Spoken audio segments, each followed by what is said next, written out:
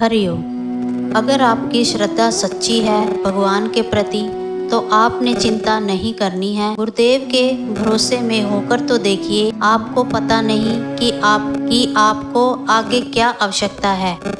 चाह बाद में पैदा होगी, लेकिन गुरुदेव सामग्री की व्यवस्था पहले ही कर देंगे। यदि आपकी भक्ति सच्ची है तो व्यवस्था पहले ही हो जाएगी। आप भगवत दर्शन की चिंता मत करें, आप भगवत भजन की चिंता करें, क्योंकि गुरुदेव कहते हैं कि भजन ना छूटने पाए। आप घर में हैं या बाहर हैं, समाज में हैं, आपका स्नेह आराध्य देव से लगा रहे, यही एक साधक की साधना है। गुरुदेव कहते हैं कि भगवान की व्यवस्था समय से पहले पहुंचती है। यह वाक्य गहरे आध्यात्मिक और भावनात्मक अर्थों से भरा हुआ है। इसका आशय है कि जब कोई भक्त सच्चे हृदय से श्रद्धा और विश्वास के साथ भगवान को पुकारता है, या जब किसी व्यक्ति पर संकट आने वाला होता है, तो भगवान पहले ही उसकी सहायता की व्यवस्था कर देते हैं। ईश्वर सर्वज्ञ, सर्वशक्तिमान और सर्वव्यापी हैं।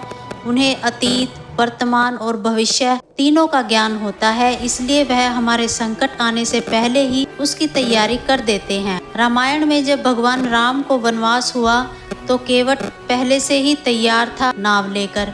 महाभारत में जब द्रौपदी की लाज संकट में थी, भगवान श्री कृष्ण ने पहले ही अपनी कृपा से असीम चीर की व्यवस्था कर दी। सबरी ने वर्षों तक बेर सहेज कर रखे। जब समय आया, प्रभु श्री राम वहां पहुंचे, क्योंकि भगवान अपने भक्तों की भावनाओं को जानते हैं। वे केवल कर्म नहीं, मन की भावना को देखते हैं।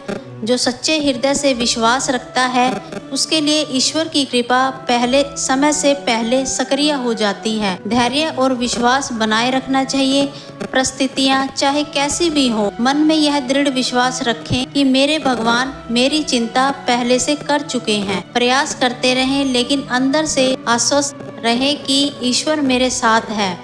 जब हम परेशान होते हैं, लेकिन कोई अप्रत्याशित सहायता, समाधान या राह अचानक मिल जाती है, तो समझना चाहिए कि वह भगवान की पूर्व व्यवस्था थी। ईश्वर की कृपा अदृश्य होती है, लेकिन समय से पहले सक्रिय होती है। हमें बस श्रद्धा, सब्र और सच्चे मन से भक्ति बनाए रखनी है। उनका आशीर्वाद कब और कैसे प्रकट होगा, यह हमें नहीं पता, लेकिन वो कभी देर नहीं करते। जय गुरुदेव।